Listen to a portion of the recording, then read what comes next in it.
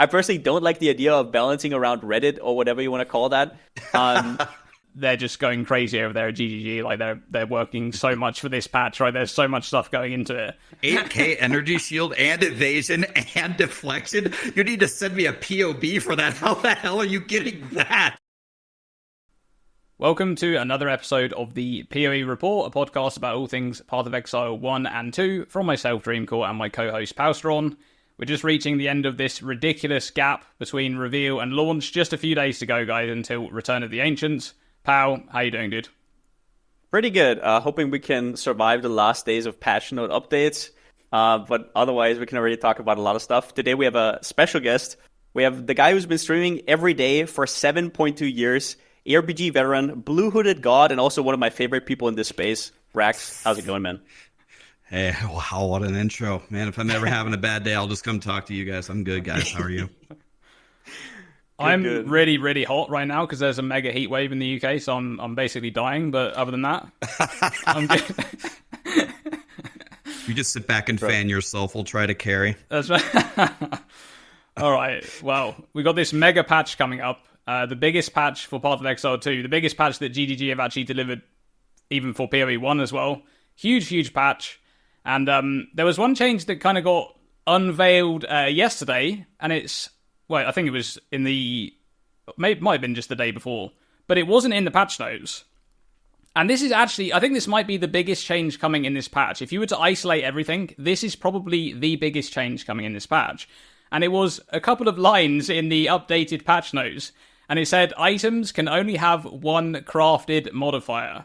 So I've just got this written down in my notes here as crazy patch note update. And I really do think it is crazy because it's going to have a huge impact. Yeah, this is like items crafted in PoE 2. We're usually seeing like most items are going to have at least one, maybe two, sometimes three crafted modifiers coming from perfect essences. Rax, I want to go to you first. You've played a lot of different builds in Path of Exile 2. How do you feel this is going to kind of impact, different archetypes with their crafting? So when I heard the news and when I started thinking about it, I think I had a little bit of a different reaction than most people. So people are probably going to hate me straight off the bat. But I wouldn't really say it's not really that I agree with it, but I actually kind of understood why they might do this, right? Because as you said, I think a lot of people that understood the systems were coming in with whatever build they were having, and they were just slapping on a couple of essences, and they were getting like weapons or other crafted things that could take them pretty much at least to T15 maps, if not like through like most of the Ubers. I thought that this change made sense, and I thought there was two reasons why they might do this. One, just to state the obvious, it extends the item progression, right? It gives you more time to hunt for things, and I think grinding your games is always very in favor of that. And then the other thing about it is grinding your games for every season usually gives us like a new mechanic, right? So if they're going to give us the game hasn't even launched yet, and if they're going to have season after season after season for years and years and years, and they want to have a couple of crafting leagues, if it already starts as base this powerful, well, then how powerful do the future crafting leagues have to be in order to keep up with that? And then if they add that stuff core, how ridiculous does crafting become in PoE 2? So thinking about it from that perspective, I was like, this kind of makes sense. But a lot of people seemed really mad about it. They're like, wow, I was going to just craft everything and this sucks and I hate grinding your games. But Did any of that come through with you guys, like about why they might have done it, or did you think this was just a bad move? So I personally think that the power level of normal and magic items being crafted versus finding rares on the ground are out of whack. So I think they had to do something about that, and maybe this is the first step in that direction. So I do agree with that, and it will make rares, I guess, a little bit more viable. Now, this paired with the Perfect Exalt getting even rarer is definitely not helping. But I will say I agree with some of your takes there.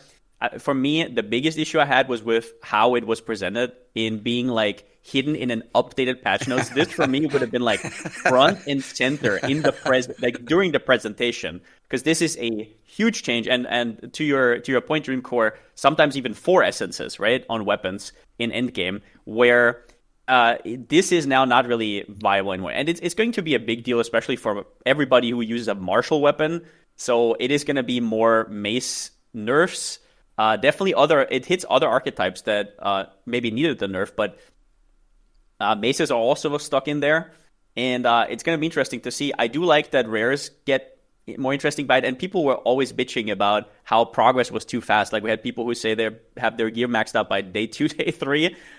So I don't know if they did this as a knee-jerk reaction to that. I do agree with your point, though. I don't know if it was necessary right now. It should have been signaled earlier, probably. But I don't want to really knock it till I try it, because we don't even know with the new runes everything. So I'll probably have my thoughts sorted once the patch actually releases and I played through the progression. I do think that this change, like when I first saw it, I had to do a double take first of all. I was like, did I actually read that right? And then when I kind of settled in a little bit with it, I think I was discussing this before the patch notes came out, that I think this was going to be a really nerf-heavy patch because they want to get the game into a better state prior to the 1.0 launch. And obviously they could have gone through and done loads of skill balance changes. Perhaps they're kind of happy a little bit with like the differences between the builds and their kind of power level roughly. But by nerfing the whole like crafted modifier and how you actually get those items to be that powerful in the end game, they're basically bringing the power level of the entire game down. That's like, this change is a massive power level loss across the board. It's not, like you said, it does. In some cases, it affects some archetypes more than others.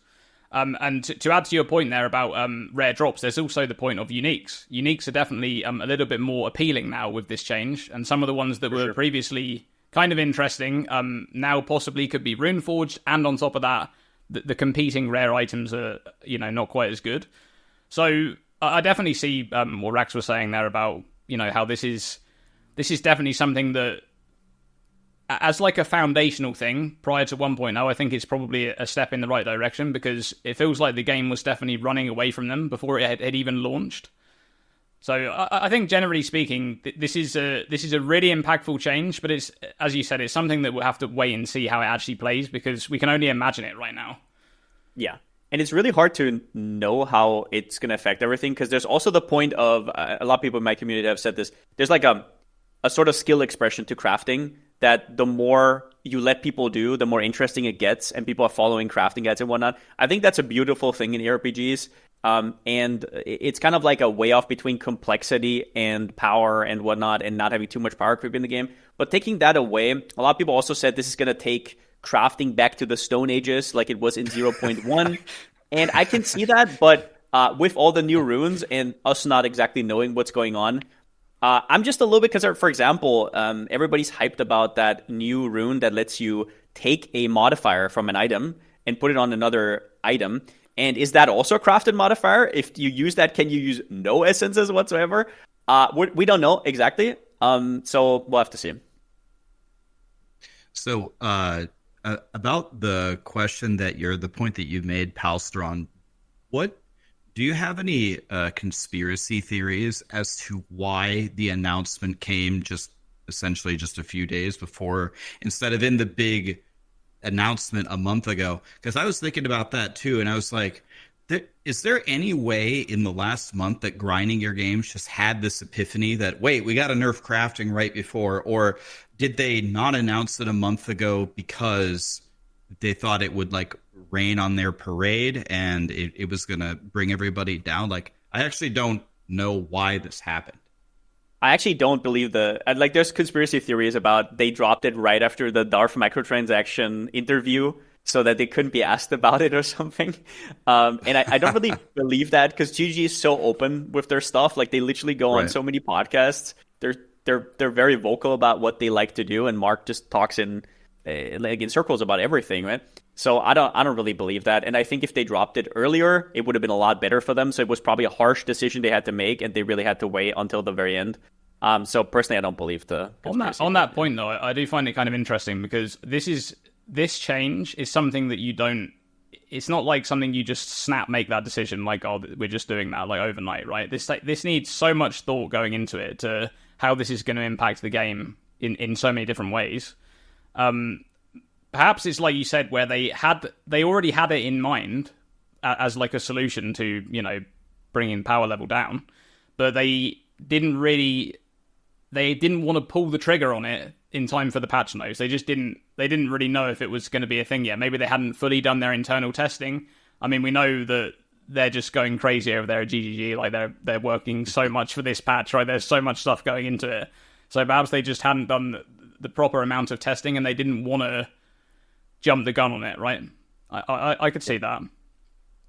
I also wonder if they factored in the fact that most attack-based builds right now are just good rare gear, and you can just stack flat damage on jewelry and on gloves and whatnot. Whereas spellcaster builds are a lot different. They have to find a niche, like life stacking, archmage, some infusion tech, because they can't get any flat damage from gear. They almost don't have anything on gear other than their wand. So with that being said, martial weapons, which are affected a lot more because that's all their base damage. Spells already start with base damage. So maybe they thought the balancing was a little bit out of whack and this would be a way to kind of even it out a little bit. Even plants, if you remember, they literally gave you a keystone that gives 50% more damage because they're aware that it's out of whack, right? So I'm just wondering if maybe that was one of their thoughts there.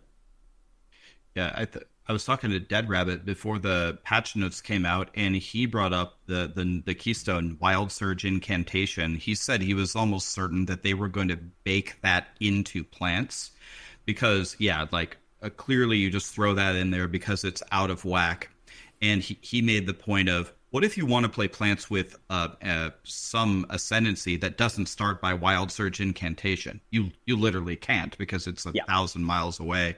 So when I was chatting with him about that, I'm like, yeah, that's actually pretty genius, and they probably do have to bake that in. But nope, it was just left the same. So plants are probably on the back burner. They probably just don't care. But something similar to that, and the whole different archetype and how you build the different weapons is actually a really good point. Maybe they thought there was some imbalance there. Talking about plants, are you happy that, because I'm actually of the mindset that I think plants is perfectly balanced right now, where I don't think it is too strong, especially looking at some of the other spellcasters. A lot of people said it was played a lot, so it should be nerfed. But I feel like it's in a really good spot. Were you happy to see that it kind of was left untouched, basically? Yeah, I mean, I think this is just probably how every content creator feels, but they always feel like you're going to nerf whatever it is that you did, right? If you do Essence Drain Contagion, it's going to be gone. So I thought it was going to be nerfed, not necessarily because a lot of people played it, maybe just having a bad attitude toward it just because you played it last time. But yeah, I don't think plants is super crazy, like relative to some other builds. Like when you get to the very, very end game, of course, there's builds like Cast on Crit Comet that just obliterated out of the water. So you can't ever say that the ceiling of plants is too high. And in the beginning, it's not the strongest starter, but it's extremely comfortable, which is why I like playing it. You know, it's like the one button you don't have to think kind of thing. It's just a comfy clear through the campaign. Also, so, the slow, right? The slow is very underappreciated as well. Sorry. The slow is underappreciated, and the thing about plants that makes it really OP is if you play the play style where you actually just ignore the monsters, if you just take the map, if you just walk across the campaign and throw a bowling alley at plants and walk, the whole map will die.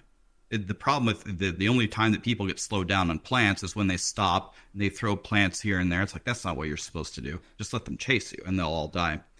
But my honest take is what you said. I think it's one of the most balanced builds. You get it right at the beginning. It feels comfortable the whole way. It can clear all the content, but it's not going to be like the 5 mirror cast on crit that's doing, 6-player, 78-room Val temples in the blink of an eye with, never having a chance to die and one-shotting these 180 million HP spy master things, So I think it's in a good spot. Yeah, I think they probably should have looked at plants a little bit from the last patch and kind of tried to bring other self-cast spells up to that level. Because I think it was, from what I've heard about, I haven't personally played spells, but from what I've heard about them, they have this very nice progression. Like, it doesn't really have this feeling of, because a lot of builds are a bit like that. Like you have this really rough patch. Maybe it's like right at the beginning, right? You have a really rough patch, or maybe it's like in the middle of the campaign or whatever. Maybe it's when you immediately reach maps there. But from what I've heard of spells, it has a pretty smooth progression, and not spells, plants, right? And some Plants, yeah. some spell builds right now are like the exact opposite of that, where they have like these incredibly terrible portions of like the campaign where you just feel so weak. So I feel like they should have gone in and actually looked at what was working there for plants, because yes, they did kind of do this thing where they put in Wild Surge Incantation. It did feel like a bit of a last minute thing. If you read that keystone, like it doesn't look like it's had that much thought put into it. It's just here's a ton of damage. You don't have much. You just don't have much duration scaling, right? So I think it. Yeah. Oh, sorry. Yeah, no. I just like to see them do more of that with spells, because spells really does feel like, to me at the moment in PoE 2, is one of those suffering archetypes that self-cast is just really not that good. Yeah, what I said earlier, right, about having to find a niche as a spellcaster is definitely true. And until you have gear to get into that niche, like you can't just start with Archmage. You're gonna go immediately. You can't really start as Life Stacker. You're gonna die. So it's really awkward. You're in an awkward spot, and on top of that, they want you to collect infusions, and now you have to play around that as well, which is not the most comfortable play style. It's very button heavy early on. So you have this weird, and on top of that, there's also, it's hard to get feedback because there's this layer of RNG of what staff or wand do you find, where that can completely change your run. Like I've literally, I did 2 plant runs back to back, and one felt completely different than the other, and it was literally just, I found an OP staff early, and I slammed like the luckiest stuff, insane, and I kept that staff for I think 40 levels, and it was a breeze. And then on the other one, I was struggling. I had nothing, and I felt like, wow, these are 2 completely different experiences, and so it's really hard to get feedback, I guess, from that. I hope they give more early game power. I definitely agree with that. Yeah, and it's early game power, and the phenomenon that you said, like I think I've leveled like at least five plant characters in total, but also other spell levels. The other day, someone asked me, Rax, I'm thinking about either starting Spark or I'm starting plants. Which one should I start? It's like, have you guys played Spark as a starter with no gear? It does no fucking damage, like nothing. It's like, dude, that's one of the, like, Spark is one of my favorite builds in the end game. But if you don't have like a twink to give it like the +2 wand and the +1 amulet, you're gonna have the worst time ever. And like Dreamcore said, the thing about plants, I don't know if this was intentional. Maybe it was. It just has such a nice progression. So you get plants at level 1 first of all. It's a level 1 skill. It just throws in a straight line. It doesn't do that much damage. It honestly does less damage than just casting Contagion, right? But you can take Contagion with it. Then you get to, by the time you kill the Executioner, which is halfway through Act 1, you get Thunderstorm. So now you have a shock, and now you water your plants. And then even the way the support gems unlock. Then you get the branching fissures, so now it spreads out, and now there's bombs. And then at I think the level 9 skill gem, now you get your single target plants. So now you can kill bosses.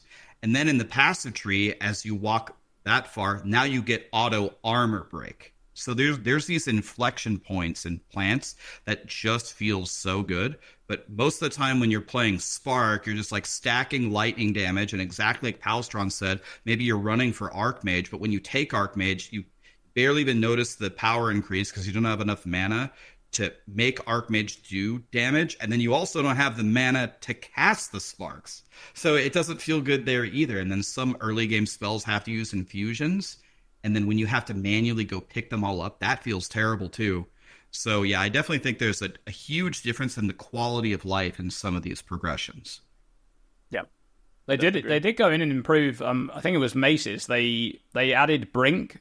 I think it's called Brink support, right? The one that gives you like more stun build up. That's now a level 1 gem, and they also lowered that like fixed attack time on Rolling Slam. So that's going to be like, that combined with Bone Shatter is going to be much nicer in those early areas where you just get like swarmed. So that's kind of nice to see them going in and doing that a little bit for some other builds, but it needs more of that, right? We need to see that across the board for a lot of different archetypes. Now, speaking of like early game power, some other changes that are coming in this patch is changes to the passive tree. We have a lot of the kind of energy shield based nerfs are on the passive tree. There are lots of nerfs elsewhere on like modifiers on gear, but we had a lot of like energy shield recovery changes and things like that. The passive tree information actually came out yesterday, and we've got several new clusters for, armor and evasion, deflection scaling, armor and energy shield has got some stuff there as well with like recharge rate plus armor applying to elemental damage. I've got to say, though, these nodes, they don't look very good. It looks, like, just being completely honest, it doesn't look that great. A lot of the nodes, for me, are like, there might be 6 or 7 nodes in a cluster, and they feel really weak. Like, there's tons of small nodes that get up to a notable, and the notable is not even that big of a payoff. So I do find it kind of interesting that they've gone in this direction with the passive tree, because for a while they've been saying that the passive tree is one of the things that they need to kind of address at some point, and it feels like this is more of the same on the passive tree. Rax, have you seen the passive tree changes? How do you feel about those? Like some of the stuff going on there? I just looked at it this morning because they have, I think, PoE 2 database. Palstron literally linked it to me like an hour ago, where it has the they have like the green is the swap things and the purple one is the new things. So I think you make a super good point about the magnitude of specifically defensive nodes. And here's the way that at least my mind goes into like making a build or clicking nodes on the passive tree. I can understand why grinding your games doesn't want to go overboard buffing like damaging nodes, because then it's just too juicy, right? You can't resist just walking over and just hitting harder, so you go and click all of those nodes. But whenever you're making the decision in an endgame, it's like, okay, usually the way that I think about it is, what's the least amount of defensive clicks that I can make on this passive tree to just comfortably survive, and everything else is going into damage? Because of that, I think that you can go much more, I don't know what the right word is, overboard, or be much more lenient into making these armor nodes or these energy shield, any defensive node, much stronger. Because then I won't feel so bad of, okay, I want to go take this like 10th attack cluster, but I can actually go get this defensive thing because I feel really good about pathing over here, clicking the 4 little nodes, and then getting this big juicy notable. I'm going to feel the difference in my build. And when I see everything like 12% faster start of recharge shield and in some of these nodes, it's like, am I really ever going to walk over there to go get that? And even if I do, am I going to feel good about that? So I don't know if that's how you guys feel about it, but that's like the phenomenon that I have when I'm making an endgame build guide.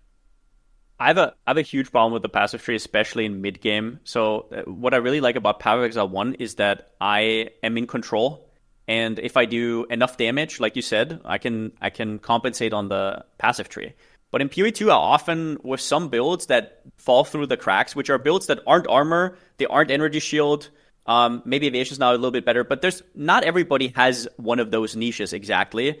And you would just kind of like to get a little bit of the generic damage reduction for the time being. I'm not saying in endgame most builds have some kind of niche, but until you get gear, I feel very frustrated because the passive tree doesn't really provide anything. 15% of my trash bases is nothing, right? That's kind of like how I feel about it. And if I just had the opportunity to take, no matter how small of a DR or life node, to bridge that gap, it would be very helpful. I have this problem all the time because once you have gear, it's easy to see how some of these nodes could even be taken, even some of the new ones. But before you do, the fact that they want to make the passive tree only multipliers is troubling to me. And I find myself not being able to take any defensive nodes, even though I would want to, because they're just so bad comparatively. Yeah, I've got to say, like, I looked at some of those nodes. For example, up on the druid section of the tree, in the intelligence strength section, there's like a new branch there, which is like each of the nodes are like 5% of armor applies to elemental damage. Like, first of all, you're getting so much less armor on an armor ES build. Just generally speaking, you're not getting anywhere near as much armor. Armor generally in this game is not that great unless you go super all in on it and you have a ridiculous amount, which is just something else entirely, right? I'm not talking about using it just as a basic defense. So a node like that for 5% really isn't going to do much in this game where that goes before resistance, right? If that was in PoE 1, it would be a different story entirely. It would be ridiculous. But over here in PoE 2, that is, like, I'm not spending a point on that. Like, it's just not happening. I don't think that's very good. The investment is too much. And as Rax said there as well, like, usually it's not just that you're there on the tree, you're usually pathing there to get there as well. Like, it's not always going to be the case that you're already there. So I just think a lot of these nodes, they just need things on the tree that are generally more interesting, and you feel like, like when you're playing a build and you want to get to this one node. Like, I actually feel like we're gonna talk about totems a little bit in this patch, but if you're playing a totem build now, you're really excited to get to Ancestral Bond at some point, because that's gonna, like, you're suddenly gonna change your entire build and play the build differently. That I want more of that for a lot of different builds in the game. Like, you're excited to get to this one node, or these couple of nodes, because you really do feel the power that they provide when you get there. And I think Pal hit it on the head there, where it's like, because you have these multipliers on the tree, if you have really bad gear, which is most people have very bad gear through their campaign progression because they're kind of just rushing through it the first time, then the nodes just really aren't doing much at all. Yeah. Yeah, I mean, so in most of my leveling builds, sometimes, some of the nodes by the starter thing are pretty favorable, and like Dreamcore kind of alluded to, you don't have to path to it, right? You're already there. So sometimes there's like a pretty juicy one, and usually I click like a few of them, and that's pretty much it for the entire build, for the entire like campaign leveling thing. But exactly as you guys said, because it's a multiplier of your already terrible bases, now my most up-to-date, at least like the one I was working on, the plant leveling thing, takes 0 defense in the campaign. Because, I mean, why would you do that? If I'm going to take like 5 or 6 points to go get this minuscule defensive upgrade, you're going to lose something. You're either going to lose a bunch of spell power, or you're going to lose the armor break. And that's way more value. That's going to keep you alive more than clicking these nodes. And another thing that Dreamcore said is, I wish there was just something more, a lot of things more interesting than just percentage of ES or armor. I understand that they need to make things like kind of generic in a lot of ways, so if different builds are pathing over here, they can get a benefit.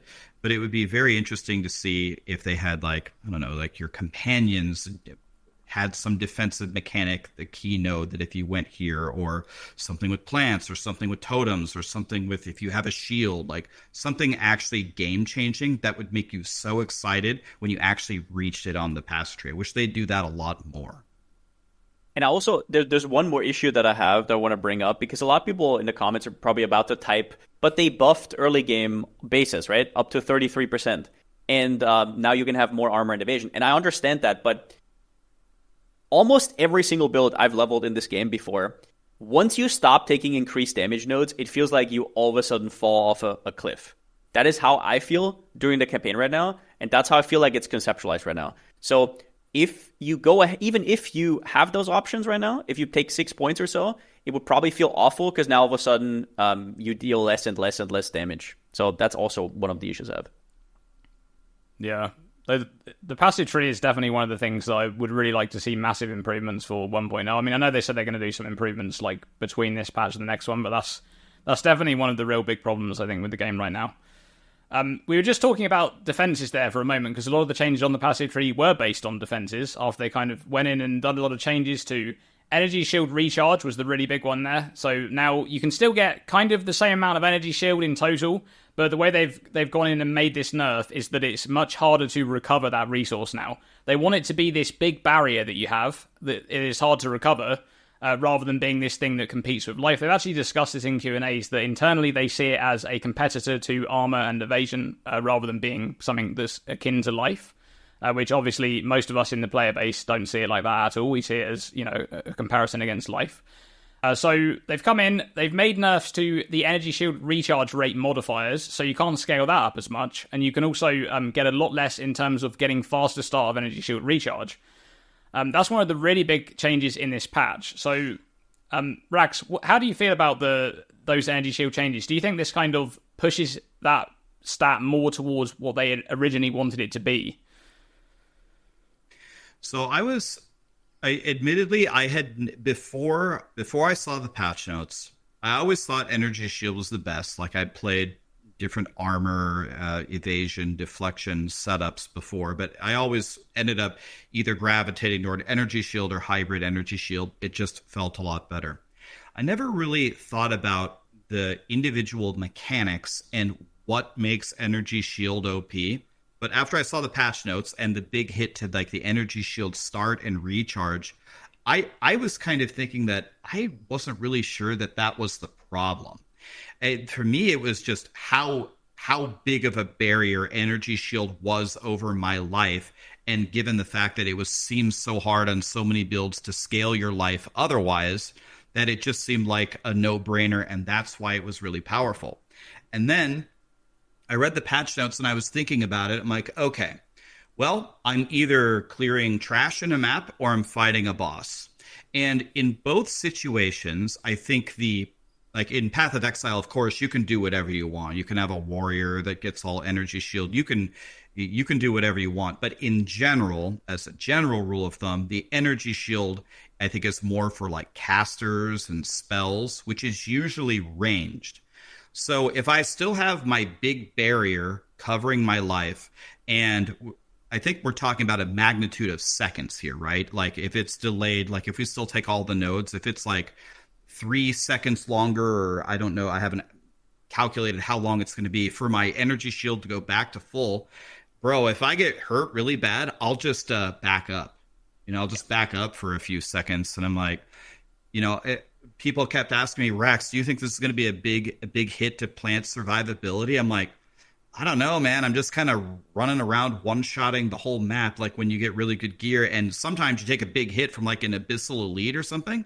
And then, I don't know, just like chill for a second. Just let it go back up. And I'm just like, and then they nerf the magnitude on the nodes, which goes back to the previous point of, well, I was only allocating like 3 or 4 clusters in my end game because I picked the 3 or 4 juicy ones. Now you nerfed it to shit. It's like, do I just not take that at all? Just go mostly damage, and then if you get hit, just chill, just take a sip of your drink or something. I don't know. Like maybe that's the wrong take on it, and maybe the magnitude of the Energy Shield is not the problem, but that's what I thought made it better than armor and evasion. I actually think your point is great because I want to talk about this as well, where off-mid feels like Energy Shield recovery on ranged builds is only really necessary if you play sloppy, right? Like having recovery lets you play sloppy and run into packs and whatnot and recover afterwards. But if you need to, you can easily kite through a map even while walking and still kill monsters while doing so. And that is what people are kind of missing. So I 100% agree with this, having played the build. There's no way you should be getting 20,000 of Energy Shield and you get like 2 to 3k life. There's just no world in which that ever makes sense. I think the way GGG envisioned it, of having Energy Shield on the passive tree and having life not on the passive tree, is they thought, okay, Energy Shield builds will have to take nodes on the passive tree, which takes away from their offenses, right? Because then they can't click those into damage nodes, which life builds can do, and then you compensate on life builds for gear. The problem is there's not really like anything outrageous on gear that would make it worthwhile to have a 10th of your max hit, right? Like it's not even close. So in theory, they could make it work, but they have so many miles to go, and this is only like a small piece of the puzzle, like a really small piece of the puzzle. It's also just the case that when you kind of look at the big hits in the game, like we're talking about like big boss hits, you can have like a reasonable amount of armor, and with that life pool, you're still just getting one shot. Usually, that's what's happening. If it hits an attack and it goes through your evasion, you're getting one shot. But on Energy Shield, you don't need the mitigation because you have a big enough pool to not get one shot. And when you don't get one shot on an Energy Shield build, usually that second attack that comes and kills you is not happening in a boss fight. Because it's like that big attack, you get hit, like now you're a bit more alert. Perhaps there's not even a follow-up attack coming, right? That was the big hit. You just tanked it, right? I think just generally speaking, like right now, the whole... There's just a serious lack of getting enough pool on a life build, and they're trying to do a little bit of that with the Runic Ward in this patch, but I feel like it's like they're making concessions for not just doing the obvious, which is putting life on the tree, putting life on the tree, you actually discussed this earlier, Palstra, and you were saying about how in PoE 1, when you feel like you got enough damage and you feel like you're taking a bit of too much damage from incoming hits, you can just click a few nodes on the passive tree. Part of that is just life being on the tree. Like, you just click a few life nodes on the tree and you feel great about it, actually. It doesn't feel like a mandatory thing. I just feel good about clicking those life nodes. I really do feel the impact of having them. So, yeah, I think I would like to see them do a bit, like, I do think the idea of them bringing the energy shield recovery down a bit wasn't a bad idea. Like, I don't think that's a bad idea at all, because their original concept for this, like, even going back when we first heard about PoE 2, was that they really didn't like that in PoE 1 there were so many recovery methods for that resource, because they kind of felt like it had, got away from them a bit. So I think they are going a bit more towards their original design there, but the energy shield numbers are still way too high. Like, the amount that you can get is just way too much. If the idea of it is to be this kind of barrier that protects you a bit when you get hit, then make it that. Don't make it something that I can just substitute for my entire life pool and it's just so much better. Yeah, totally agree. Yeah. Completely agree. Yeah, so one of the other things that got changed in this patch is deflection as well. So we had a bunch of...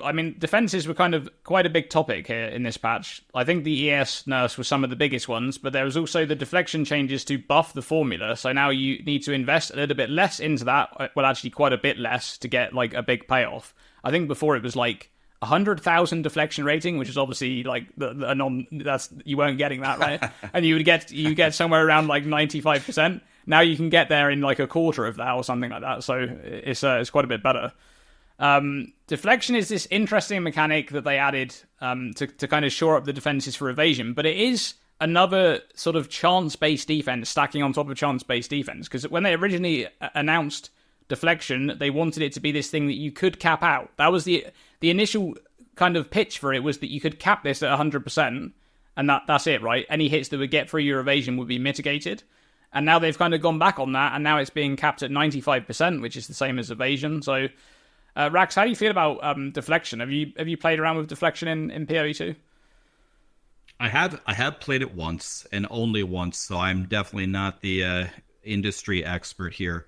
But the thing that I will say that is a positive toward the patch notes is, I think the way that they have addressed the changes at least solved is a strong word, but would improve my first playthrough when I played deflection.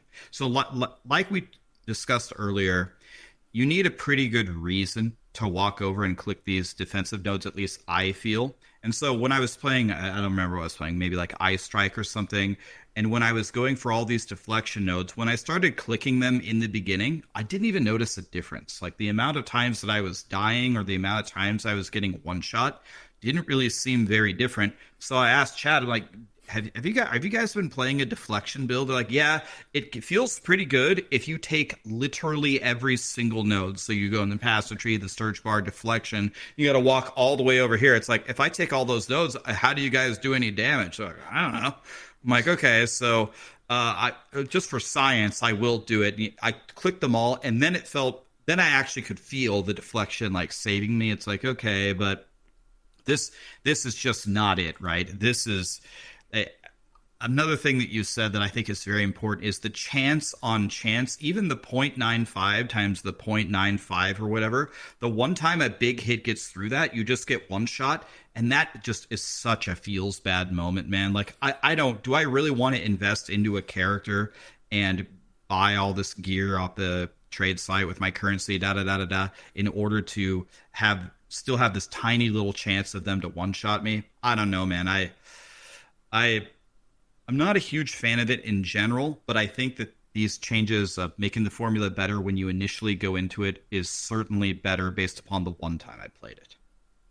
So I'm a little bit of a contrarian on the deflect changes. I actually think they're very good, and I think deflect's going to be quite strong this patch, simply because we've seen this in PoE 1 as well with stuff like Gladiator, which is if you get to a critical point of avoidance, so here's the misconception. People say, but when you get hit once, you're dead, which is not true, because most hits are not going to one-shot you even through 2k or 2.5k life. They're just not. right? So that's another chance. It's like, is that actually a big hit? And then on top of that, 1 in 20, and then on top of that, probably 1 in 15 or whatever your evasion is, right? So it's kind of like saying, I don't want to go outside because I could be struck by lightning, which is like kind of valid.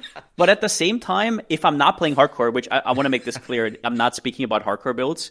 I think some of the tankiest builds are going to be, there's going to be some very tanky Huntress deflect builds this patch, like we've already seen, for example, from Connor last patch, and they are going to be even tankier. And I also love that they increased the values on the tree, which makes you less suffix starved on your gear, because those were very important, and it's just really hard to get a good evasion base, especially with the crafting changes, good evasion base, and on top of that also get that deflect roll and get your resistances fixed, right? So overall, I'm a big fan. I don't know if it needs more adjustment, but overall, my issue, if I had to say one thing, is more evasion itself. Ever since they baked acrobatics into evasion, I don't know if you guys have ever looked how much evasion you have when you get out of campaign, even if you have evasion gear on. It's like 20% or something. It's like, what am I doing? Even if you have like a cluster. It's like, so that's where maybe the 33% buff on bases will come in. We'll have to see, but I'm more critical of evasion than I'm on deflect. I actually really like where deflect is at right now. I think the idea of it being a chance-based defense, like after, because obviously, I mean, evasion's not fully chance. It's like a pseudo-chance system. Now you're kind of going to avoid one in every so many hits, but I think that there's the idea there is good, because what they wanted to do was solve the problem that pure evasion builds were having, which is you don't have enough pool because you're not going ES, and then a hit comes through and you have no armor, or you have no maximum resistance scaling or anything, and then you do actually just die a lot of times from several of those hits. So I think that they wanted to make it so that you have a bit of a safeguard against that, right? But I do the idea of it not capping out, I think just is going to have these real feels bad moments where it's like, sure. Okay, I had a 95% chance, right? And it just didn't happen. So I hit the 1 in 20, and now I'm just dead, right? And I think that is... But like I said, but are you dead, though? Are you dead?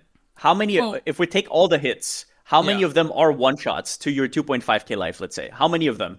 Because that's another multiplier you have to put on top. This, like, fantasy of every hit that comes through is going to one-shot you is actually... It depends how much life you have, really. I think some of those pure evasion builds... It also depends on what content you do, I guess. 1.8k life and stuff like that. Like, that's... It also depends on your content, sure, and where you are in the game. I'm not going to say that. I'm just saying I think deflect is not as bad as people make it out to be. I'm not saying it's better than, for example... By the way, I'm not saying it's better than just stacking energy shield and evasion, for example. I'm not saying that, obviously. I'm just saying I think it's going in the right direction, and I don't think that it's so far off, if it's even off right now. Yeah, I do think they made a good improvement to this patch. Like the being able to invest less into it to get more out of it is definitely a win over it being capped to 95%. Because even if you're able to like splash into it and get it to like 70% chance, it's going to feel a lot better than it did last patch, which is definitely more of what they were going for. Go on, Rax. I was just going to add another funny analogy, because I love how you said without going outside because I'm going to get struck by lightning. I think the phenomenon here is, yes, of course, not everything is going to one-shot you in one hit, but I think a lot of us like eventually get to like that really juice content, right? You're putting like the double extra damage on the abyss monsters, and every abyss you close gets stronger, and then you get to that abyssal elite and they poke you through, they hit you with one of their big attacks and it just one-shots you. But I think it goes back to the phenomenon of humans. Like, they estimate that humans are normally twice as mad to lose the same magnitude as they are to gain the same magnitude. So if you gain $1, you get 1 point of happiness. And if you lose $1, you lose 2 points of happiness. So the one time it one-shots you through it, you're going to remember that moment than the 95 other times where it saved you. Kind of phenomenon. True. And also we have to remember that deflect does not make it so you don't get one shot. Sometimes you will still get one shot because, funnily enough, even with deflect, what's deflect with like nodes on the tree? 50-60% damage reduction or something like that. If that, yeah. I mean, you're still on 2k life then, right? It's like that's like you were on 5k life or so. Let's say you have 60% damage reduction, right? So that still falls flat of energy shield, no question. I just think that's, once again, more of a life issue. Because I'm sure if you put Deflect this patch on a build that already has Energy Shield and Evasion, it's going to be fantastic. Just telling you right now. You could argue maybe it's better to just scale more Energy Shield, but at some point, Deflect could actually come into the equation. So people are envisioning only life builds, I guess. That's also a problem. But on Energy Shield, adding another less damage multiplier on top of having like 8k Energy Shield with some evasion could be even better, right? Yeah, it's just whether you can reach that like 8k Energy Shield along with enough evasion and deflection scaling. But I was going to say, I absolutely agree. 8k energy. Yeah, you go on. Oh, sorry, I didn't. I was just going to agree with you. 8k energy shield and evasion and deflection. You need to send me a POB for that. How the hell are you getting that? Just don't click damage nodes. Just play an OP skill and just it's going to be easy. Easy peasy. Insane. One of the other defensive changes there, which is not technically a defense, but is Leech. Leech got changed quite a bit in this patch. It had a really interesting change where they kind of came in and they kind of gutted it from the perspective of how a lot of builds were abusing it, which was, they were doing tons of hits, getting tons of Leech stacking up, big hits as well. And Leech now has a single instance, so it's only one instance, still lasts for a second, and there's now a maximum damage cap that is considered for Leech, which is 40,000 damage. I believe that's post-mitigation on the monster, so 40,000 damage. And then from that 40,000 damage, you get your percentage of Leech based on the damage type. So, okay, what is going on with this, Rax? What's going on with Leech, man? What's happening with this change? Again, like probably another unpopular opinion, kind of the same thing about how they're toning down crafting. I think this is just a move. Again, we're still in early access where they're just trying to dial it back because everybody is going like the Blood Mage, like all these leech mechanics just to trivialize the end game. They could just stay alive forever. I think they feel like they've got to put a stop on it, and maybe it's honestly just like a test, right? Like just to see how the builds actually pan out before the game actually launches. I'm not surprised that they did this at all. I'm interested to see like what people can theory craft with this. I mean, literally, it shouldn't be that hard, right? You have one instance of 40,000 damage, unless people can find some clever ways around it with like the passivity or ascendancies or uniques. But I don't think this is a bad change because almost everybody was going for this. It seems super OP, and if they see the data or they see how things panned out and they've just completely killed it and it's in a bad spot, of course they could just buff it back up right before the 1.0 launch. I think for the overall health of the game, something like this had to happen. Yeah, I totally agree. I mean, Leech could not stay the way it is right now. I think most people who played it, I don't think it's that controversial. It's just people being, I guess, annoyed that their archetype gets nerfed because if you're Blood Mage, you just can't do what you used to do anymore. But that's a good thing overall for the health of the game. The only thing I will add is I really hate this. Whenever GG talks about Path of Exile 1 Leech and how it's so complicated, we're now getting to a point where, I mean, PoE 1 Leech is way easier to understand. If you learn it one time, it's actually easier to understand than what Leech is now with all the Leech resistance and stuff like that. In PoE 1, at least I know how much Leech I actually have at any given point. There's like a cap. I know when I stop. So unless they clarify a little bit more, or maybe we get some more information, that's my biggest issue right now. And I personally think they could just pull over PoE 1 Leech. PoE 1 Leech is in a perfect spot in terms of balance, in my opinion. Don't give us instant Leech and just port that over. But otherwise, I won't knock it till I try it. So yeah, we'll see it. I just don't like the damage cap. Like I think having just some random damage cap. I mean, obviously it's not random. It's based on testing they've done internally. But putting a damage cap on it is like basically the system that they designed for PoE 2 has failed in terms of like the whole monster Leech resistance thing. That was meant to be like a safeguard in the way of it not getting out of control. Now it's just kind of out of control, and so they came in and put like a cap on it. And then it goes back to what you were just saying there about how they kind of redesigned Leech because they thought it was overly complex. But in PoE 1, I could actually know like how much recovery I could get just based on a percentage of my life. Like yes, you would have to actually learn how it works. And obviously in PoE 1, we're not fortunate enough to have like the tooltip pop out and things like that to be able to learn this stuff in game, which is a really nice convenience to have in PoE 2. But I still think, just generally speaking, I'm not a big fan of it just having this damage cap on there. It's going to be something that's it's like a number where it doesn't really matter, right? Until once you're already dealing that much damage, you're like, okay, I'm already capped out on Leech. Now, like, how's my recovery? Okay, my recovery's not so good. Let's add some more, like, percentage points into Leech. Maybe we're going to see that a little bit more. I think we might see, like, other recovery methods just becoming a bit more popular, just generally speaking. But yeah, but on that note, I guess, sorry to interrupt, but do you think there is enough recovery methods for life right now, especially after they removed stuff like time of need, not getting scaled down by duration? Like, what do we actually have left if Leech is not very good? Do we take 24 regen nodes to have like 10% regen? I mean, yeah, I think they want the life loss to be ultra important. This is going back to like our initial design of PoE 2 was that they wanted that life loss, they wanted the attrition gameplay. And I really do think they're trying to reintroduce that a little bit. They have got like things like that new unique body armor they're bringing in this patch, right? I think it's called Reverie, which has like your life flask on all the time, which is actually kind of crazy. You can do some interesting stuff with that.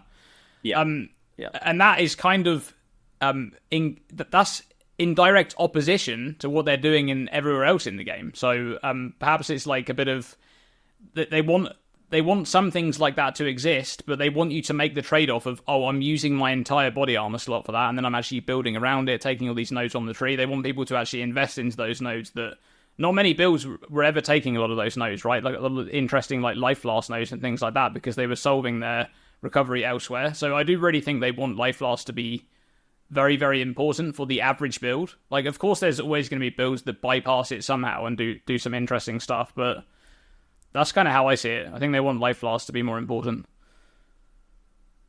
One interesting point that you made on Deflection and on Leech is about the caps. It being capped at 95% and it being capped at 40,000. The thing for me, and this is a compliment toward grinding gear games. Grinding gear games, usually from the time that I've been in the community, seeing the different leagues and the patch notes and the games that they're capable of making, they don't seem to ever have to or want to or need to do something like that. They are able to design a game where you as the player have the choice that if you want to go all in on Leech, they can design a formula where, it doesn't get hopefully completely broken at the highest end, but you have that choice to build your character like that, or if you want to go all in on Deflection. But putting in these caps, I feel like kind of hamstrings the players, and I feel like grinding your games is capable of designing formulas and systems where they don't need those, I don't know, for lack of a better word, shackles on the player. So yeah, I don't know if they planned, like, I don't know if it's like a fail safe right now so they can get the game launched and maybe they'll open it up later. But it does kind of surprise me to see like the solutions right now keep being to cap different things.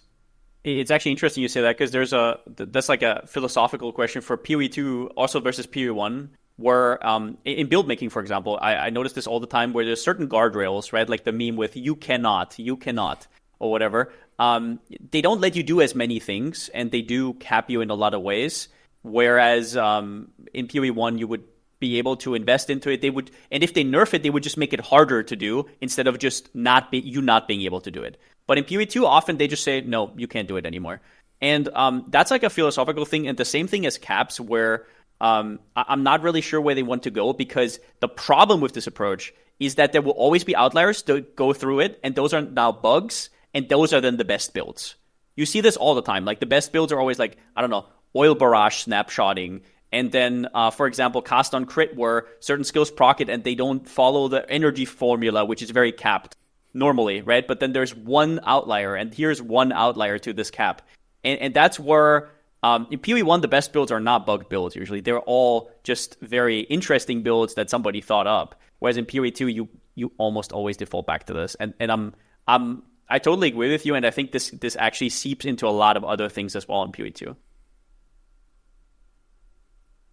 Yeah, I totally get that. I think that's a great point though about like just generally speaking, having caps on things versus not having a cap and then like correctly balancing it, or having a formula that you can really invest into and it feels good to invest into, but not having get out of hand at the top end.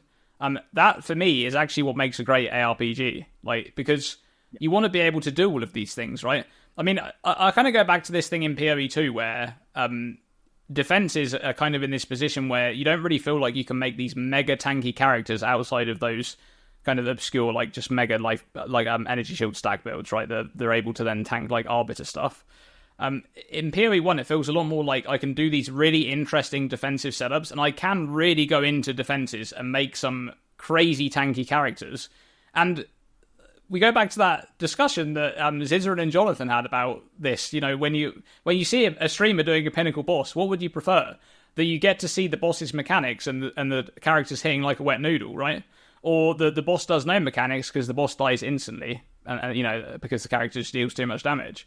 I think both should be possible, actually, in the end game. Like, that's the power fantasy of an ARPG. So setting some of these, like, just random caps on things, they seemingly random. Like I said, they've definitely tested the Leech one to see how that works internally. That's why they came up with 40,000. But yeah, I'd like to see less of that, generally speaking. Like, sometimes there does have to be a cap. Like, on evasion, for example, there is a cap in PoE 1 as well, at 95%. Has to be, because, you know, that's the cyber mechanic it is. But yeah, like, I'd like to see less of it overall. Less of the you can't do this, and more of you can do it if you want, and we're going to balance it. Exactly, because you can put caps, but if, for example, in PoE 1, Leech cap at 20%, but then you can increase it to absurd numbers if you want to, but if you do, you're sacrificing a lot of damage and a lot of defenses for recovery, right? And that's like the beauty. That's where you kind of have to put in the puzzle pieces correctly between recovery, defense, and offense, right? And in PoE 2, more often than not, you're kind of like guided towards what you ought to do. Yeah, for sure. Yeah. Okay, so one of the other big things coming in this patch in terms of like new builds is 2 quite big changed ascendancies. Like, there's a lot of big changes in there. And then 2 new ascendancies. So we've got the Spirit Walker for the Huntress and the Martial Artist for the Monk. And then, of course, the Gemling and Chronomancer, 2 existing ascendancies that are kind of getting reworked. Some of the nodes are getting changed. Let's start off with the Spirit Walker and discuss how we feel this is going to kind of impact, you know, the PoE 2 overall, the build meta. There's obviously 2 kind of main builds that the community are kind of lingering around right now. One is the companion stacking build with like you take a beast boss, right? There's that thing like Pokemon Master, as DM calls it. And the other is like a Twister build, right? Which is looking very, very strong.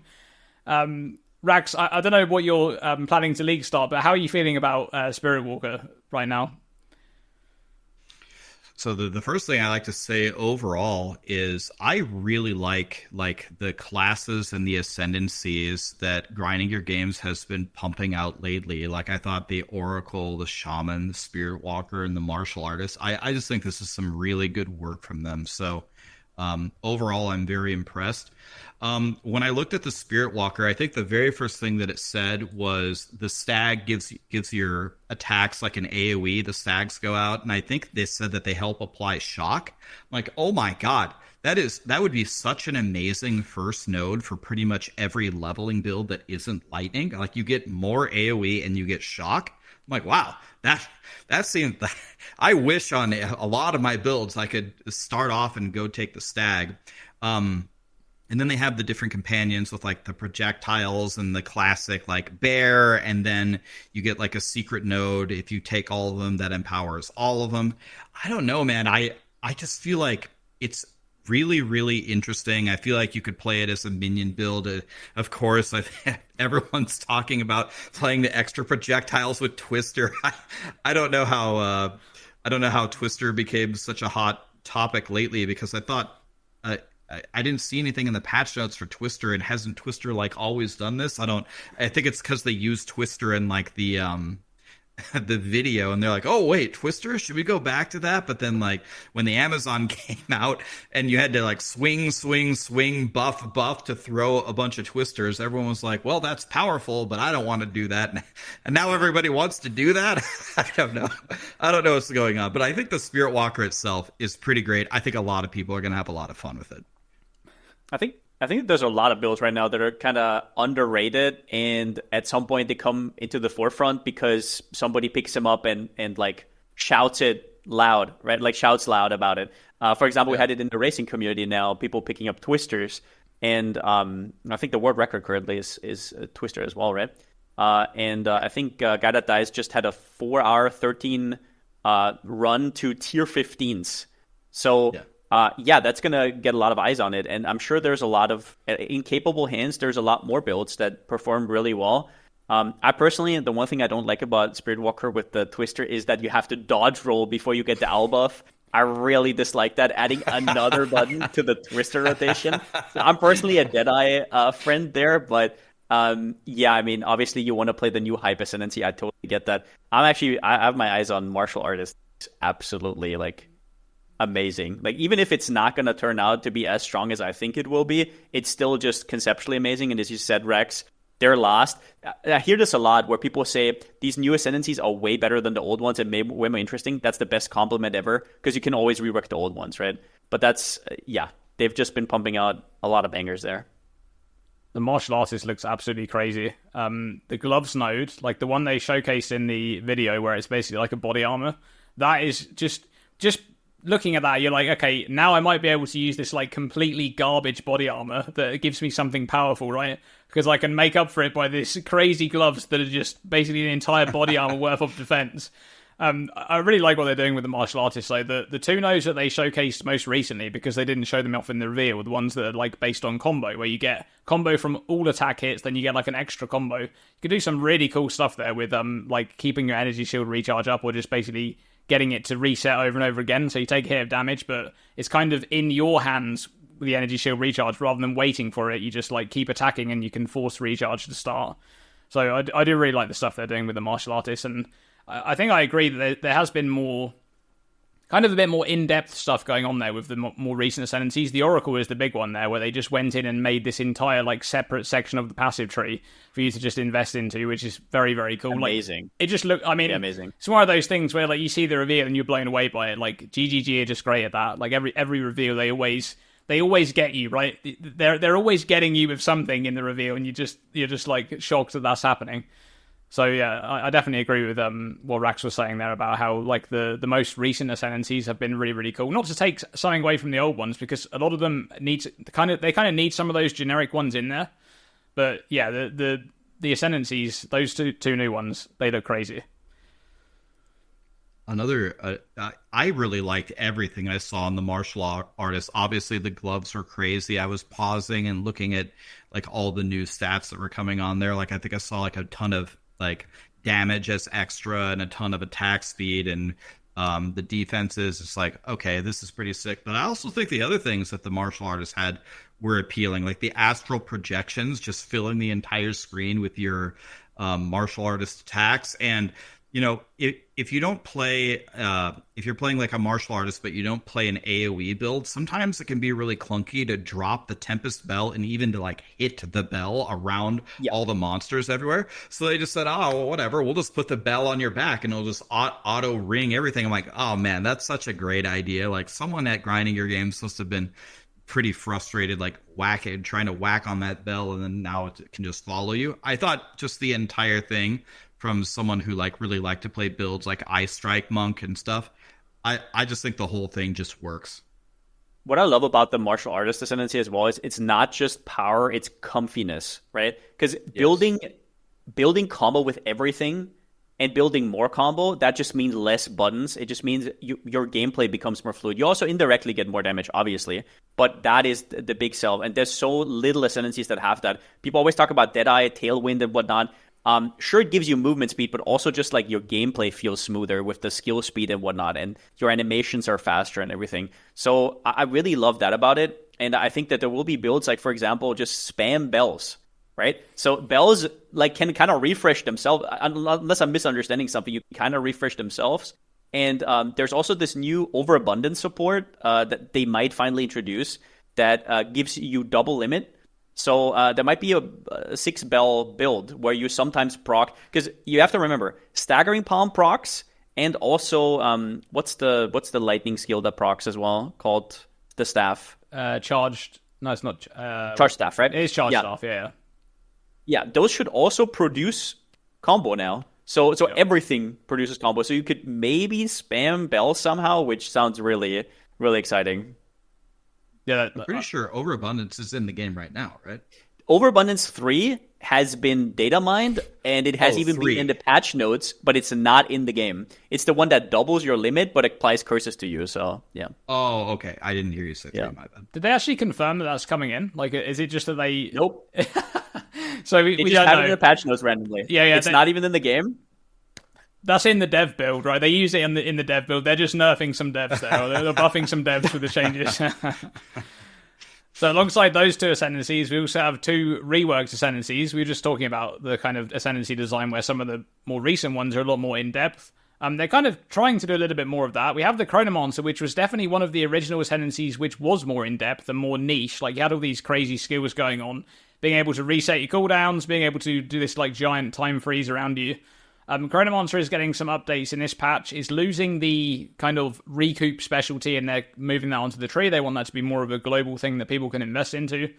But it looks like it's becoming a bit of a self-cast powerhouse with one of the nodes there, which allows it to kind of like echo and repeat at the same time if you hit both of the chances. That looks like a really good node. How do you guys feel about that, Rax? What do you think about the Chronomancer changes? I mean, the easiest way for me to put it, so the Chronomancer, before I even played PoE 2, we're looking at the different ascendancies. I'm looking at like all the different ways that you can play the game. Chronomancer is exactly the way that me personally, I don't like to play. I don't like to run in and stop time and kill all the monsters. I like to run in and kill all the monsters. I ain't got no time to stop time and then kill them.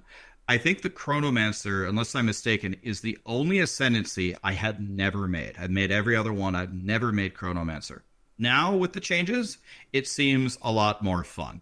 Just the chance to hit, it's kind of the opposite of what we were saying with Deflection earlier. Just the chance to hit all these extra spells and just completely obliterate a screen. I mean, it's kind of pathetic to admit it, but that triggers something in my brain that I love. Like, it's just fun to see. So Chronomancer, I think, looks a lot better to me. It looks a lot more fun than what they have. I think the rework would make me actually want to make something with it. Yeah, actually, dislike that they removed the recoup node, but I understand why. Because it made it weird for other classes to play recoup, and you kind of felt forced into it, and now they have that on the tree, so it's more globally available, right? So I understand why. They added some bangers there. For example, the 30% less damage taken node, that's probably worth 2 ascendancies, right? Like, that's like not a fair node at all. That's one of the strongest defensive nodes in the game, period. People have compared it to Blood Mage, but I mean, it also works on Mind Over Matter and Energy Shield and whatnot. So it actually does it work on... It just deals damage to you, right? It doesn't subtract your life. It's just damage. It also works for damage over time, which is really strong. Just 30% it interrupts your recharge. Yeah, it interrupts your recharge, and it works with damage. Yeah, Mark confirmed it's 30% less damage over time, period, right? Yeah. So it is a cracked node. The Echo and Cascade node, I'm not really sure, because there's only certain skills, at least when you use the supports, that can actually use it. There's like Comet, Bone Cage, and then a few support-ish skills. Most people cannot Echo and cannot Cascade. So I wonder if that's just the support gem saying that, or if that's like baked into the effect. If any skill can have those two, then that's a super, super strong offensive node. But I wonder if they would do that, because usually their offensive nodes are not that strong, where they could have like 40% more damage with this, right? That sounds like too generically strong. So I wonder what that's going to be. But hopefully they add a thing in the game where you can just like hover the node, and then it shows you like what skills you got equipped, and it just says if the things apply to it or not. That would be really nice. They do have a lot of functionality like that already in PoE 2, which is great. Yeah, the Chronomancer changes overall, I really like them. I will mention, because I usually play hardcore in PoE 1, but I haven't kind of transitioned into PoE 2 yet, because I feel the game's just not really there, like in terms of defenses and balance. But Chronomancer for me stands out as a really good option for hardcore, because that node is just absolutely crazy. But you still have the slow node on the class, and if you ever played with that slow node, like, it is only 20%, but it feels so impactful just walking around, and everything around you is just slower, right? You can react to things faster, you're able to kill things before they hit you. It's just a very strong node, just generally speaking. So having that combined with that new damage reduction node, which is, like you said, it's extremely powerful. In a lot of cases, it feels like it should be 2 points, but it's, two notables. Very, very strong overall. Interesting changes there for the Chronomancer. What I don't like about the slow is just that they nerfed presence a while ago from 6 to 4 meters. So now you actually have to scale into it. So it also has an opportunity cost attached if you actually want more. Because 4 meters is very low. Like, you have to scale it somehow. But yeah, if you use a scepter, it's fine. Yeah. Yeah. I ran into the same problem with like the low level spirit gems, like the level 4 spirit gems. Some builds like don't have a great option to take. I think there's one called Attrition where it says enemies within your presence take 1% more damage for every 2 seconds they're in your presence or something. And I'm just like, then when you click it, it actually puts a circle around your character and it shows you what the presence area is. It's like, bro, this is borderline unusable unless you're melee. It's like yeah, but even if you're melee, if they dash out, it resets, right? Like a boss dashes out, does it just reset? I think it keeps the counter.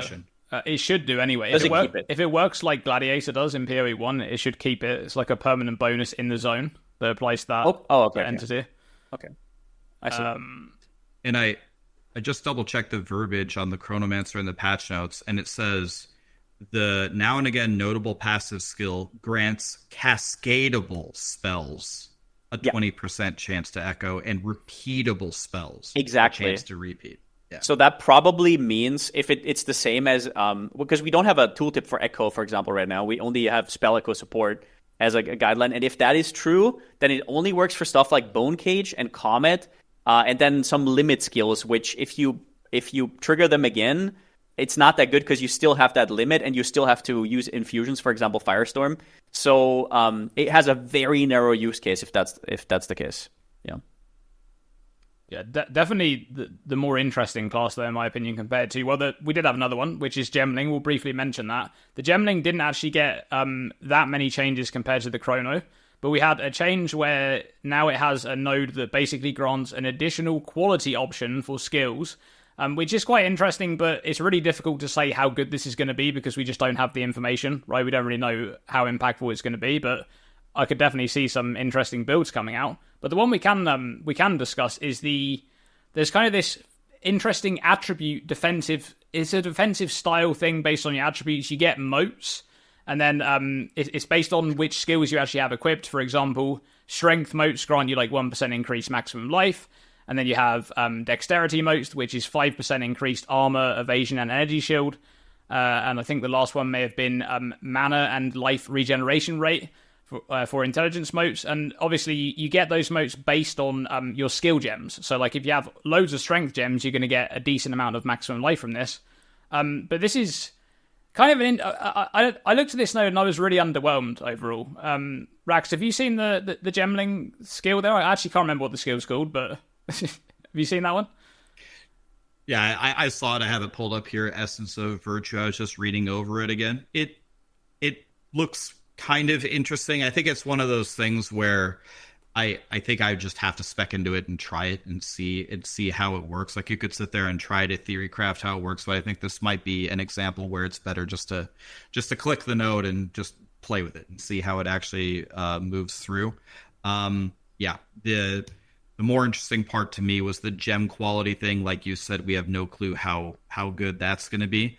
One thing that I thought was very interesting is grinding your games, like they keep saying how like pressed for time they are. They keep signing up for all of these like not only major projects with these things that they have to update, like the Oracle has the path not taken, where they have to build another secret passage tree, and I don't know what ascendancy is. I think it's the shaman, where all runes in the game have to give you something else or something. And now we have another one where every gem in the game has to have another quality effect. It's like, man, they're making some rough decisions here, trying to get 1.0 out, having to constantly update these things.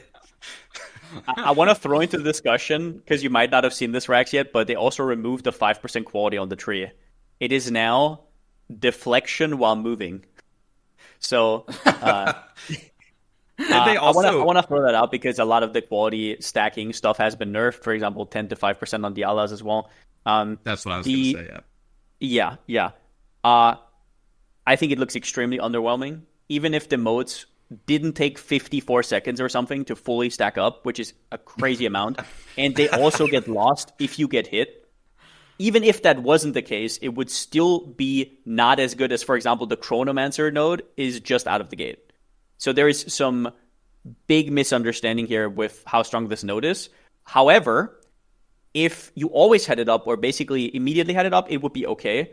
So we only did see the level 1 skill, I think, at this point. So maybe the level 20 scales down and you get like a mode every 0.5 seconds.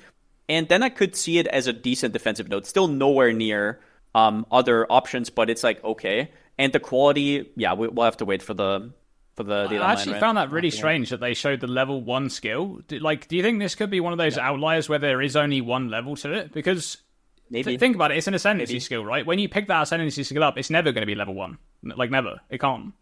So I'm just thinking. Yeah, it is weird, but it could be a dev thing, I guess so. Like, it could just be because they have done that in the past where they've showcased like a. But I did notice in this patch they were mainly showing level 20 skills for pretty much everything.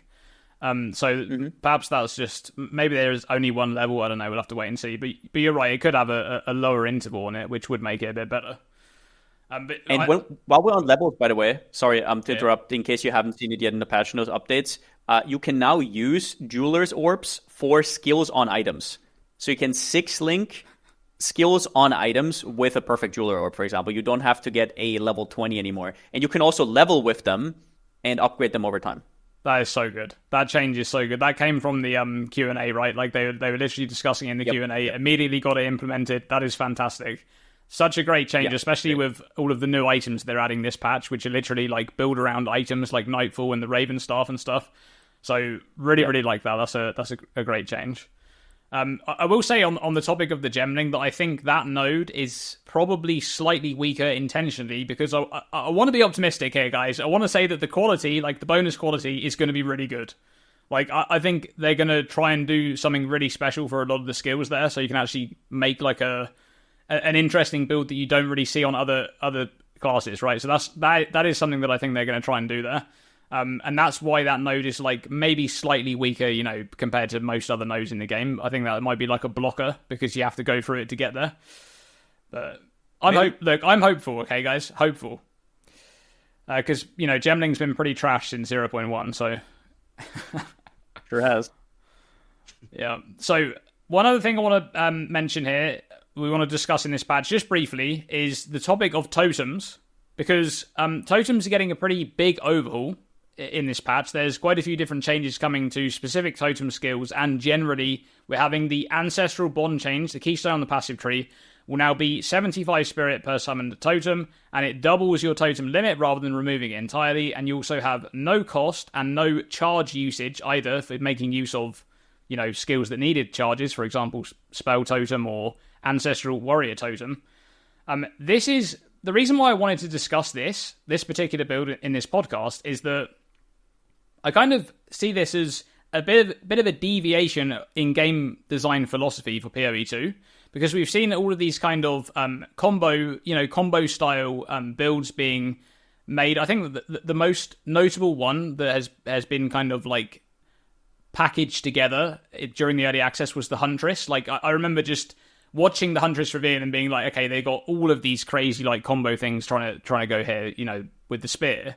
So they've tried to do that a lot in this game, and this basically says you're going to build your entire thing around this one keystone, and your entire build is going to be spell totems, and that's pretty much it. Like that's it. You're building fully around just dropping the one spell totem that does the one spell.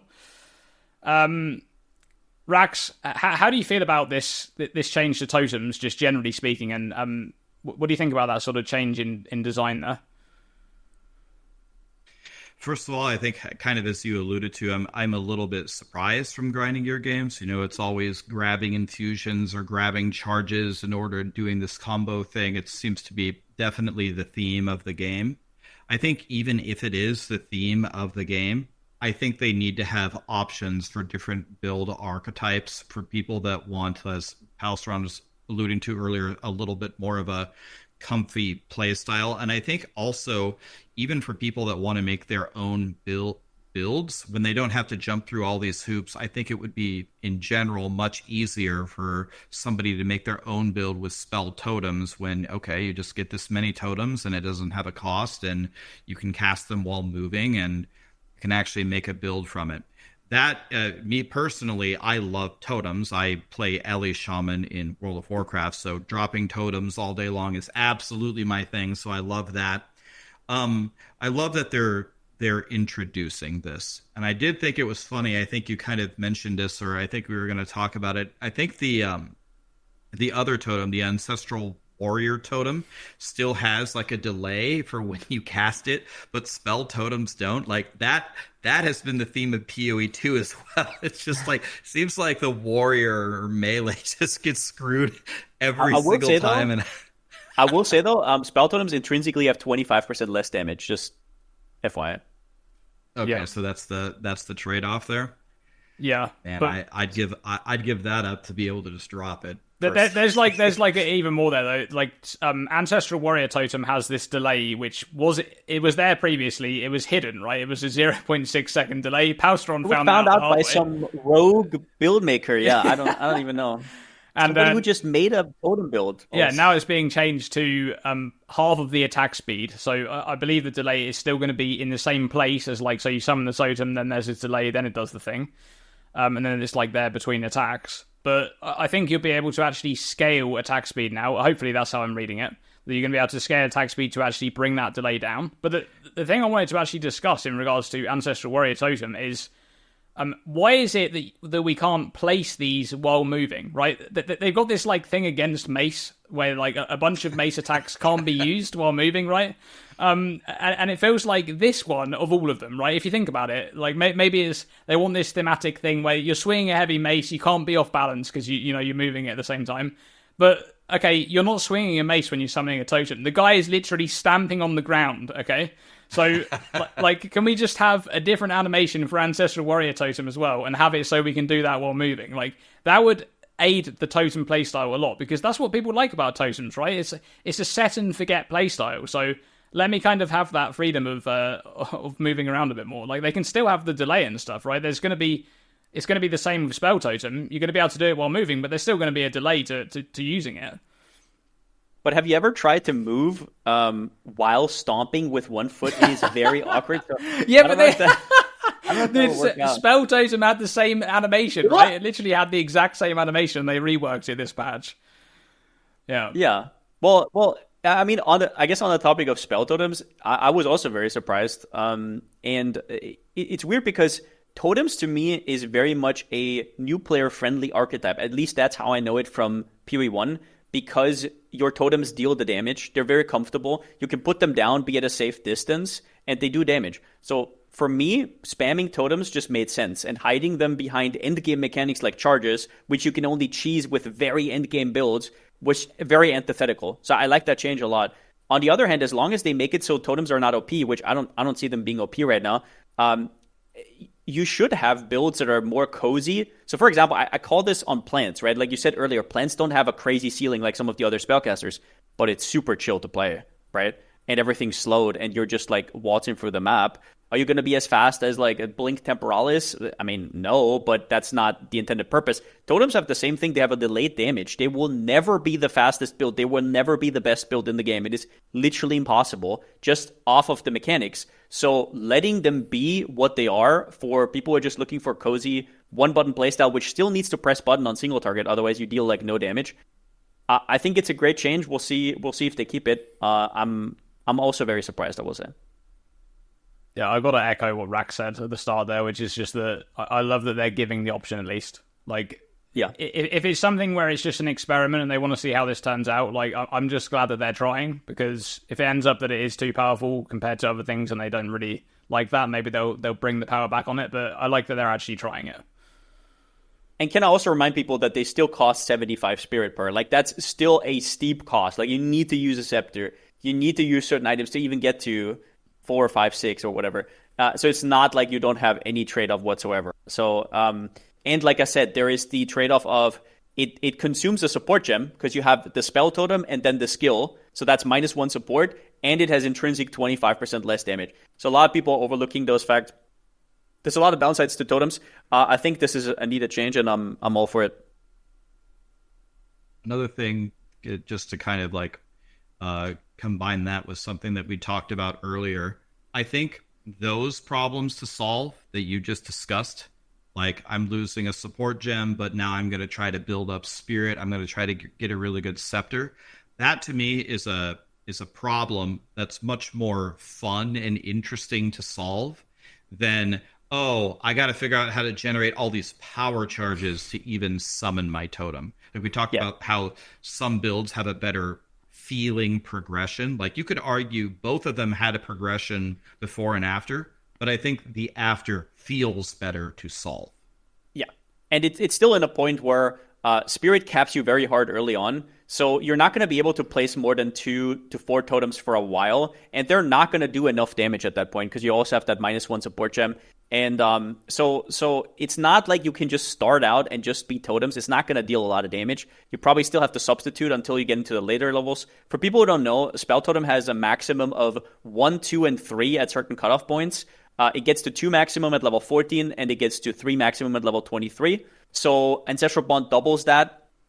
And yeah, and another thing people will find out that is a big noob trap is people are conceptualizing these builds that are stacking way too much spirit, and they're talking about 14 totems or whatever, and it's so much opportunity cost. And what they don't understand is you actually have to place them down.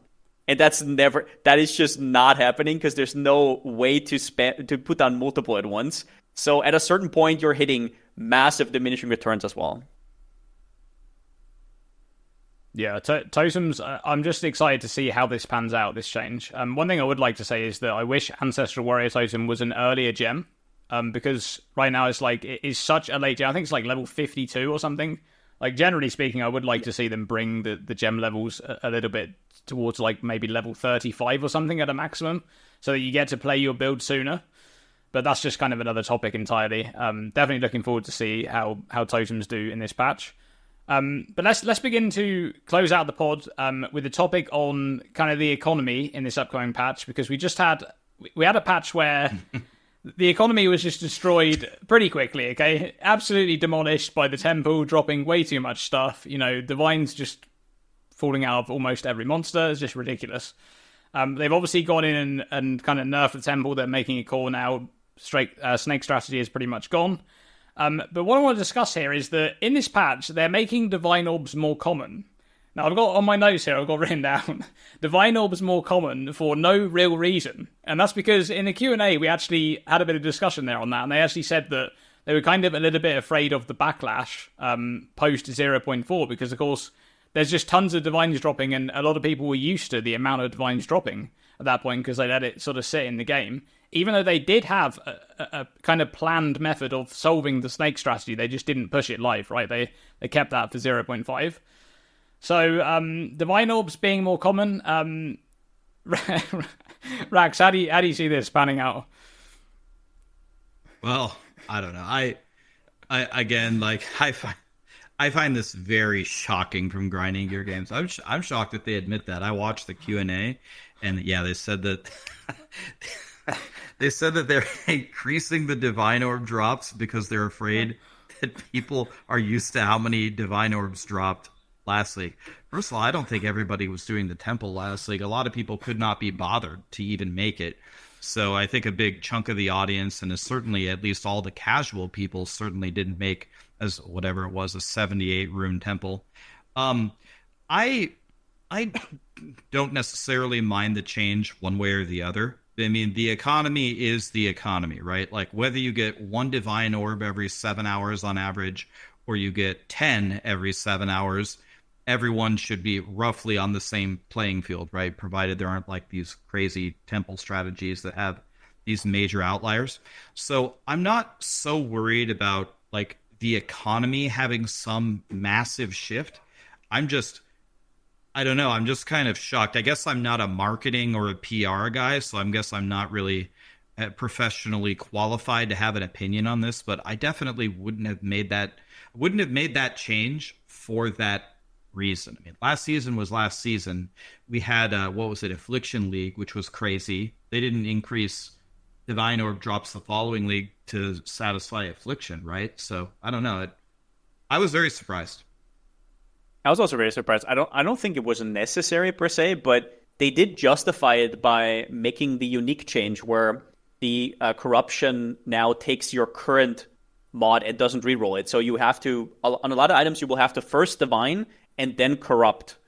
And it then takes a multiplier to it. It doesn't rearrange it again, and you can corrupt a low roll one. So I think they justified it well. So I don't even know why they had to say that in the patch, because that was already a justification where I was like, oh, I get why they did that. It was very awkward when they said that. I personally don't like the idea of balancing around Reddit or whatever you want to call that. But yeah, I think that it's justified, and also they made stuff like Perfect Exalted Orbs rarer.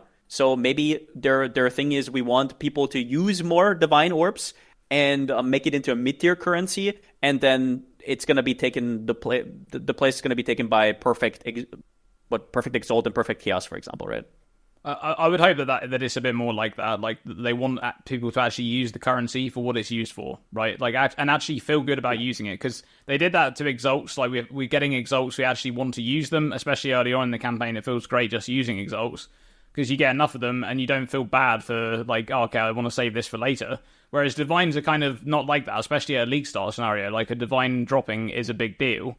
And so I think them being a bit more common and you actually feeling like you want to use them, like, oh, okay, I just got the unique that my build's using, like it's a day one purchase, right? But I got it cheap and it's got a pretty, the modifier is just like a low roll, right? Or maybe it's something that's, I can get 5 or 10% more damage from this by divining it. And maybe divines are going to be quite a bit more common, where you just feel like you can use it. So I do really like that they're making a currency item usable. Because in a lot of ways, it's like you don't really feel like you want to use Divine Orbs, and then there's a part, like a stage of most players' progressions where they get enough of something where now they feel like, oh, it doesn't really matter if I use it, right? I can use it. So I definitely like to see them push that out a little bit more, even for like other currency items. It's good, definitely a good idea. On top of that, I also don't really know what a bad economy is supposed to be. I never really understood that concept, because usually everything just adjusts to each other. And if I think about bad economies, and we talk about last league, I think about Temple. I don't think about certain currencies that like really... So it's usually content related more than... Like I don't think a Divine Orb change can make anything worse in the economy. Everything's just kind of going to adjust, and it's going to stay the same. So as long as the content is balanced, I don't really see the issue. Yeah, it's like you said. I think when people are talking about bad economy, it's not correlated to which currency is the main thing that you're trading. It has to do with, in order to have a very high output of currency, like I don't think there were that many choices. Like Temple was obviously probably the best by far. And then maybe if you do like really, really juiced Abyss. And then there was some phenomenon where, since nobody was doing the other mechanics, if you did those mechanics and got like the specific drop from them, you're the only person providing that resource on the market, right? Yeah. But I think bad economy is, people would refer that to as the average Jim Bob can't make a 78 room temple and do that strategy. Mm-hmm. Now, speaking of bad economy, something they've got up their sleeve in this particular patch is they're going to be doing economy resets. We don't really know when these are going to come, but they're going to do kind of Mid league, I mean, did they discuss actually about how is the main league going to still be running, or are they going to actually do like a full reset so the main league? Good question. I don't think they talked about. I don't think they discussed that. I want to say they'll probably keep it going because that's what they usually kind of want to do when they do a reset, is like let people jump in if they want to. But the whole idea there of them doing the resets is not necessarily from an economy perspective, even though there could be changes there. They want to be able to introduce balance changes and new unique items and things like that and actually get them tested before 1.0. That's kind of their philosophy there. This is the first time we're seeing this in early access. I actually thought we would see more of this in early access. I thought this was going to be a thing. That's kind of the whole idea of early access, is you get more, a bit more information about the game over the course of a patch. But Rax, how do you feel about like economy resets? Is that something that you're looking forward to in this patch? So let me ask you a quick clarifying question. So with the economy resets, I heard them say so 1.0 is coming at the end of the year, whenever that is, December or November. And they said that they were going to do different thing, did they call them resets from now until December? Is it just an economy reset with what we're currently doing, or are they adding new content to it? They're adding new content, yeah. So they said, for example, there's going to be new uniques. There's going to be passive tree changes, and they also stated that 2/3 of the changes will be balance related, so related to skills, right? He said very specifically 2/3 of all the changes will be skill and balance related. So very interesting, yeah. And when they do the reset, are we also starting over our characters, or we get to keep our characters? No, we're starting over. I think their idea is they want to test it in a fresh economy and like from zero to hero kind of deal. So, because if they throw in new uniques into an already finished, like they only see the very high end builds, right? They want to obviously see how, yeah. Well, I mean, I think about it in a very simple way. If they don't do something, if they don't reset it from now until December, people are going to get super bored. 95% of people are going to get outrageously bored. So they got to do something. So I think they've got to reset it. I think, honestly, we're being treated like guinea pigs, and I don't mind. But we made some comments earlier about like the Leech and the different crafting changes, about how this system is probably closer to the right answer for a 1.0 launch. These resets allow them to kind of fine tune things and make sure that everything is exactly how they want to be for 1.0. So I'm all for it. It's way better than doing nothing. Yeah, this is definitely... I'm really looking forward to the resets, just generally speaking, but just on that exact topic there that you were talking about, like, this is... I expected to see this in early access, and I think it should have been there from the beginning, but I'm glad they're doing it now. Like, just getting those resets must get them so much extra information they wouldn't have had otherwise. So, I don't know how many resets there's going to be. We do also have a PoE 1 league coming up, which I did question whether it was going to come at all, but apparently it is actually being worked on. So the launch of that league may come at a bit of a different time than people are expecting, because they're probably going to try and get it in a position where it doesn't really interfere with those PoE 2 resets. So that's probably still going to be there. But yeah, overall, I'm really happy that they're doing the resets, because I think that it provides a lot of opportunity to get the game into a better state before the full launch. Gonna be a lot of gaming. Yep. It is. It's going to be kind of crazy from a creator perspective. It's kind of crazy, I've got to admit. Like, especially when the PoE 1 thing is there, because you're kind of like jumping back and forth. It feels like that's going to be a much shorter gap than we're used to. Kind of jumping between the two games.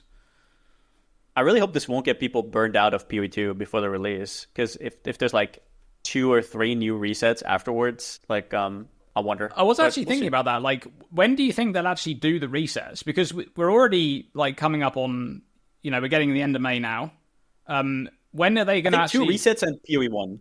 Probably like from the time probably reset, PoE 1 reset, release maybe. Yeah, but I feel like, how late will that final reset before? Because I don't know. Like you said, you don't want it to be that close, do you? Like, people are used to this kind of like 3-4 month gap, and if you have the reset, like I guess they'll try to front load the content so that there's a lower amount of people coming back for that last reset, because they don't want to like make it too juicy, right? And they already said that the resets are not going to be, they're not going to be like full league launch releases where you got all of this hype build up and stuff like that. It's going to be more so like, here's what we're doing. Like, we're doing some big balance overhaul. and here's a couple of new unique items that we're testing out and whatever else. So it's definitely going to be less of a league launch and more of like a thing to get knowledge on the game so they can actually make those improvements. But yeah, I'm glad they're doing it for sure. I'm also hyped because they said they want to give the last ascendancy to Druid and Ranger, which is very exciting. So yeah, gonna see what that is. Yeah, the Druid one especially going to be interesting to see.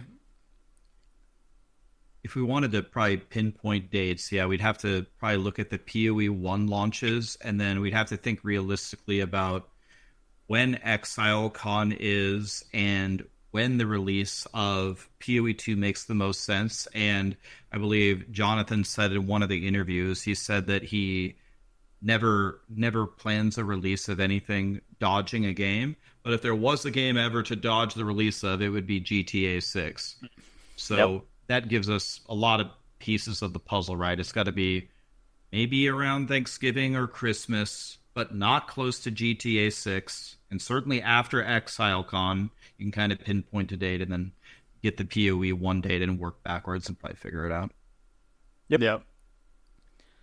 Okay, so we're going to close the pod out with a quick round table of what we plan to league start if the plans are there. Like maybe you're still deciding. Let's start with Rax. Rax, what are you planning on league starting?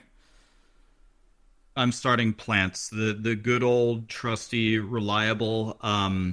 There's all this hype around all of these different builds. Spell totems could be godly, but Palstron warns us about all these pitfalls of spell totems. It's not as good as you think it's going to be. The monk martial artist looks absolutely insane, but how expensive is the gear going to be? And there's all this hype around all these other things, but there's been hype around like different things on league launches that didn't really turn out how we thought it would. So I'm just gonna play plants and cruise and just observe. Let's just see how everything is going, and then of course we got nothing but time right until December or whenever it is. So we'll make a million other builds. But I'm starting plants. For me, I'll be. Oh, sorry. Yeah. Power, go on. Where are you starting? I'm league starting spell totems. I will be first going for plants, most likely, and then slowly. Oh yeah. First go plants. I mean, it's just like you said. It's just very, very comfy. It's exactly up my alley. Until I feel comfortable to change. Obviously, I'm gonna do Bone Shatter already for single target, probably on plants, and then transition to totems, and then do totems for clear and still Bone Shatter for single target, and then slowly transition to full totem build. If that's possible, we'll see, but I think it will be possible. And they also just added Spell Cascade functionality for totems, which is cool, which didn't work before. So Bone Cage might be an option. There might be a world where I go Bone Cage totems and then have like Bone Storm self-cast for single target. We'll see. Yeah. All right, so plants, spell totems. I really want to try Ancestral Warrior Totem, along with the Ancestral 1 changes. But right now I'm still kind of on the fence a little bit because I do really like the martial artist. I think there's some really cool stuff going on over there with that ascendancy. Like I said, I love the whole gloves node and the idea of being able to kind of replace your defenses from using a pretty weak body armor to kind of move it, offset it with your gloves. I really, really like that. So there's some cool stuff going on there, but it's going to be something like that. And yeah, I'm just looking forward to the patch. This is a huge patch, and I'm hoping it's going to be a great league. Yeah, same. New end game. Oh yeah. Yeah. Hey, Rax. Halstrong, can I ask you a question real quick about the spell totems with the bone cage?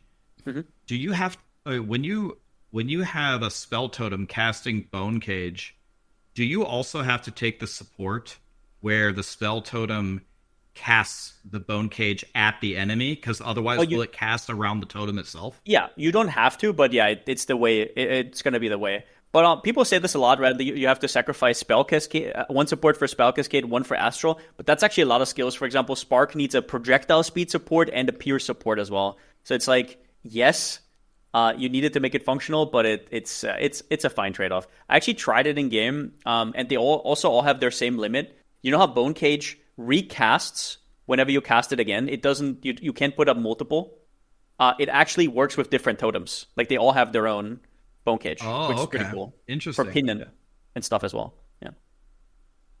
Yeah, I guess that's because it's not like a limit modifier on the gem, and it's like another sort of like special gem fact, but that's pretty cool. Yeah. Rax, I want to thank you for coming on the PoE Report. It's been a blast chatting to you.